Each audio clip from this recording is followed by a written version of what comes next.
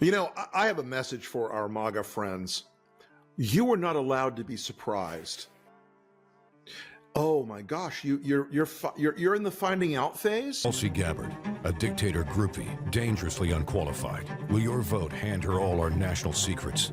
Kash Patel, a QAnon conspiracy nut who wants to weaponize the FBI. Elon Musk, hailed for changing the way we drive, celebrated for sending rockets toward the stars. Now the world's richest man is using his power to do something unthinkable. Well, guess what? You know why you got to the finding out phase? Because you fucked around.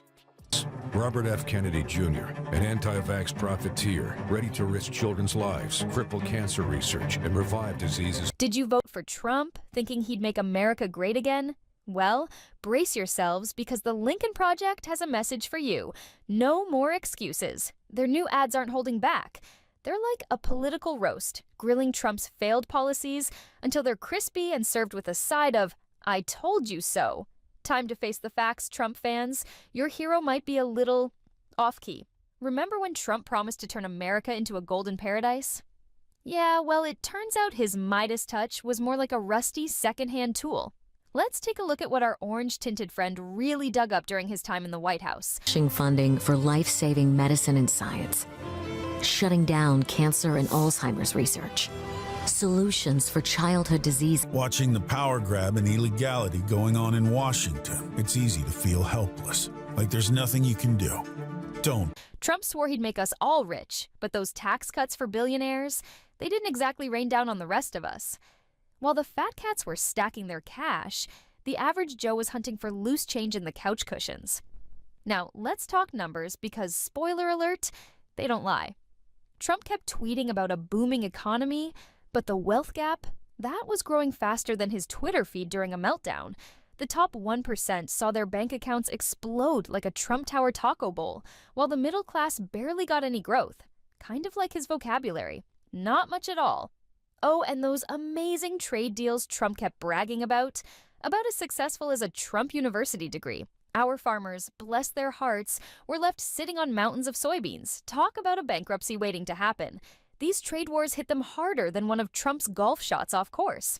And the farmers, they found themselves losing out on international markets, all thanks to Tariff Man's genius plan.